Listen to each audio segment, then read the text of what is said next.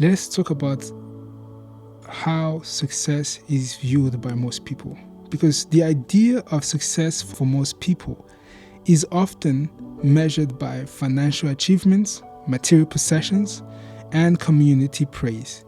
And unfortunately, we live in a time wherein this perspective is more profoundly rooted in the hearts and minds of Christians than ever before. So much so that the majority of believers regularly associate success and promotions in anything as a clear sign of God's favor and blessings. And yet, the scriptures teach us that contentment is great gain, and praise among men is vain, especially if it is not something that has to do with God's will. And when faced with failure in something we truly wanted to be fulfilled, we are quick to attribute them to the enemy's influence, assuming they must be contrary to God's plan for us, without even discerning that it could as well be God's will for you not to obtain it at all for the moment. However, when we go deeper into the profound message of John 6 verse 15, we are presented with a crucial truth that calls into question our carnal beliefs and perspective of success and failure. For in that verse, we find Jesus withdrawing from a crowd that had witnessed the miracle of the multiplication of the loaves and fishes. Recognizing his power, the people were ready to make him their earthly king. Although sensing their intentions, Jesus retreated to the mountains alone. And this may appear strange at first because it's exactly what he was preaching to the people. So why wouldn't he celebrate and consider the event as a success? Well, because essentially the people wanted Jesus to be king because of the miracles they had witnessed, and they were looking for a leader who would attend to their earthly needs and ambitions.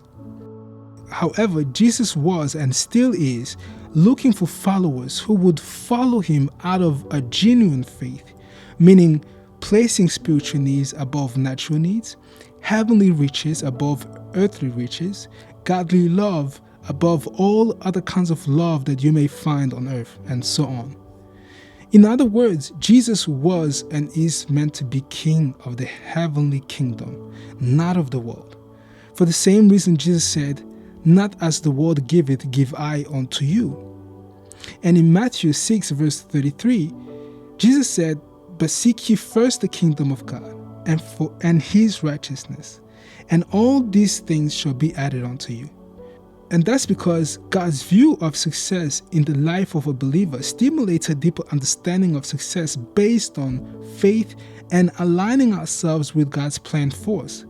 Take, for example, Moses, who by faith rejected to be named the son of Pharaoh's daughter and rejected the success that he would inherit by just dwelling in the house of Pharaoh. But he preferred rather to live under the severe circumstance that the people of God were facing, because this was the only way that he would be able to fulfill his God-given purpose. And what about John the Baptist, the man who decided to leave his extremely wealthy family, to live in the wilderness and live in such a way that we would certainly disregard if we met someone like him today? And yet, according to Matthew 11 verse 9 to 11, Christ said this about him: "A prophet? Yea, I say unto you, and more than a prophet. For this is he of whom it is written, Behold, I send my messenger before thy face, which shall prepare thy way before thee. Verily, I say unto you, among them that are born of women, there hath not risen a greater than John the Baptist. Notwithstanding, he that is least in the kingdom of heaven is greater than he."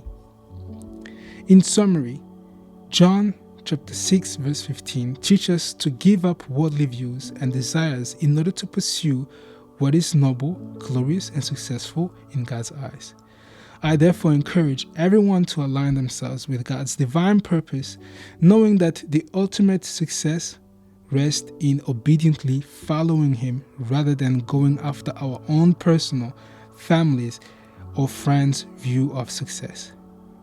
May God render you success in your journey with Christ. God bless you.